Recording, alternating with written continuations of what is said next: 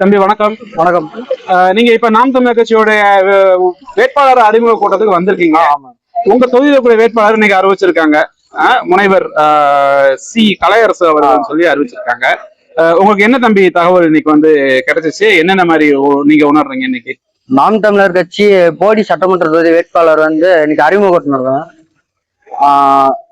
போடி சட்டமன்ற தொகுதி வந்து அண்ணன் கலையரசன் அவர்கள் வேட்பாளராக நிற்கிறாரு. அது வந்து நாங்க நாம் தமிழர் தொகுதியில இருந்து எங்க ஊர் வந்து பள்ளப்பட்டி கிராமத்துல இருந்து எங்களுக்கு ஆதரவு உள்ள நண்பர்கள் சேர்ந்து நாம் தமிழர் கட்சியில பெரும்பாலான வாக்கு சேகரித்து அண்ணனை வெற்றியோட செய்யுமாறு எங்க நண்பர்களோட சேர்ந்து இந்த கூட்டத்துக்கு வந்திருக்கோம்.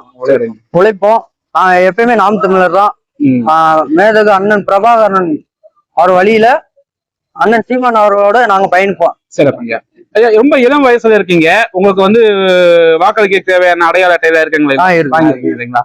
இப்ப இருக்கக்கூடிய காலகட்டங்கள்ல சினிமா புகழ் அப்படிங்கிற ஒரு மயக்கத்தை இளைஞர்கள் இருக்கும் பொழுது நீங்க கொள்கை கோட்பாடுடன் இருக்கக்கூடிய நாம் தமிழர் கட்சியோட பயணிக்கணுங்கிறதுக்கு முடிவு எடுக்கிறதுக்கான காரணம் என்ன?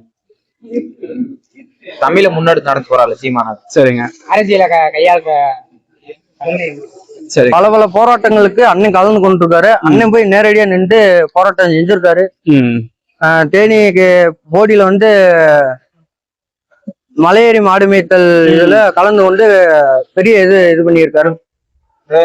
ரெண்டாவது தேனியில வந்து பங்களாமேட்ல தேவேந்திர வேளாளர் பட்டியல் வெளியேற்றத்தை இது பண்ணியிருக்காரு. அது எங்களுக்கு கொஞ்சம் பெருமையா இருக்கு.